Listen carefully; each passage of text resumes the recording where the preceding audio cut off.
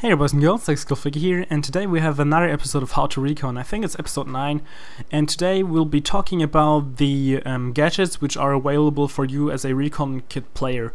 So first of all, as always, I want to tell you guys, if you haven't seen any of the previous episodes, Howto Recon is a series I started where I'm updating and revamping my old tutorials, because I already covered everything there is to know about the Recon in Battlefield 3.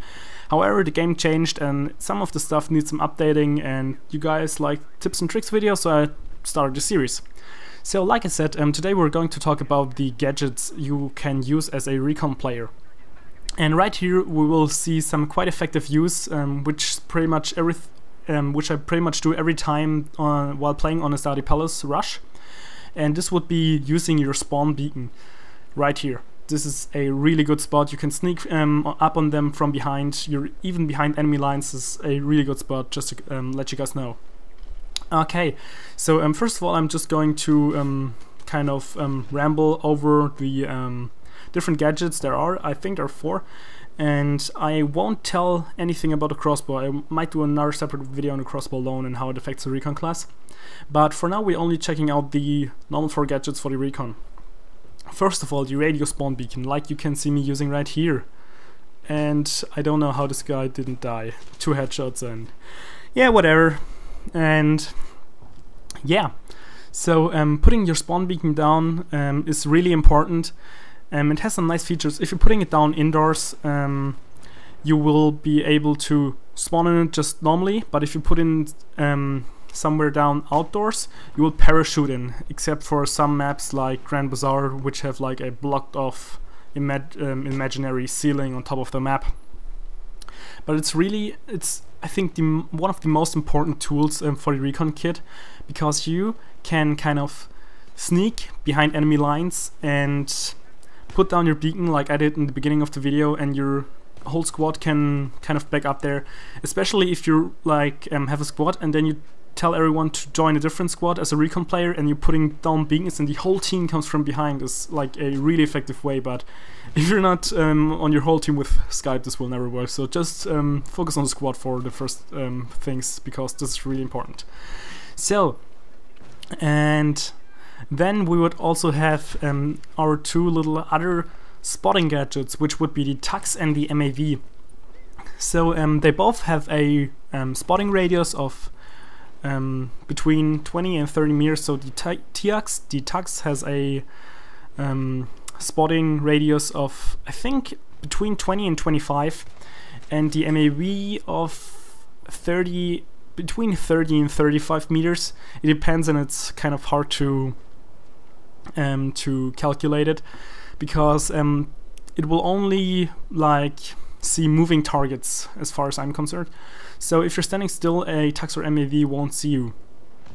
Then again, they have both pros and cons, and the MAV has a better radius, but its downside is it's really big. So it's a lot easier to hide a little T-ugs, a T-ugs somewhere, and let it spot some enemies if you push up behind enemy lines or just in high traffic areas, so that that just the enemies will be spotted, and it's a lot easier for you and your team. Then again, the MAV can be controlled, so you can actually fly with it, and especially like on the Aftermath maps or something like Grand Bazaar or the urban maps, you can put it in buildings you normally cannot reach and kind of cannot come into. So this is really beneficial, because they can't be destroyed from up there.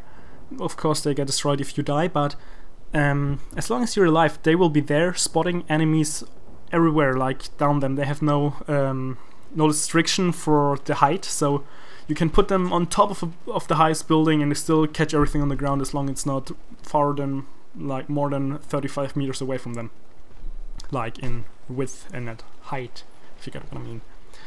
Then again, we would have another really useful gadget, which is the Soflam. I think they could have implemented it a little better, just like all the other gadgets for the Recon class, but yeah, I think the Soflam is really nice to have. Just like the MAV, it has a inbuilt distance tracker, I would call it, and it can tell you up to 200 or 250 or 225 meters how far the target or how far the point you're looking at is away. So sometimes quite nice to have. I don't actually use it that often, to be honest, so I wouldn't kind of like make it the point to choose it over anything else. But yeah, let's talk a little bit more about the Soflam. So the Soflam is able to laser designate targets. You just have to put it down somewhere, and just as the MAV, it will work without being controlled, but you can control it as well, so you can look around in the Soflam, and you can so I think it's more useful if you're using it on a vehicle heavy maps, so especially on conquest maps and not so much on the rush maps, because there are lots of vehicles flying around, and if you can like laser designate them, a javelin can just put that thing down out of your way, and it's a big help for a team if there's not a giant attack helicopter like destroying everything on the ground. So like I said, the Soflam is a really nice tool too. You can just control it and actively kind of laser designate everything that flies around or drives around, or you can just put it down and set it in an angle where it has like covered lots of the map just by viewing at it, and it will automatically spot everything which is kind of going in there. I also forget to tell you that the MAV has a built-in little electroshocky thing. I don't know how to sell it, like a ray gun, and this is basically, you will have to look at enemy equipment, or for example an enemy MAV, and sometimes it will be like designated with the orange square angle around it. It's called square angle? The orange square or red square around it, and you can just press the left mouse button in order to destroy it. And you don't have to have like the rectangle thing around the square. You can also just aim it like a spawn beacon from an enemy recon player, and the MAV will destroy it. I'm not quite sure. I think the range on the thing is incredibly long, but I haven't tested it out, so I can't say it for sure. And yeah, I think this covers pretty much all the gadgets. Like I said, you can also use the X-bow or the crossbow, and I will do probably another separate video on that, because it changed the recon class quite a little bit if you're using that instead of one of your normal gadgets. But yeah, I think besides that, that's pretty much all for now. I hope you enjoyed the video, and let's go figure out.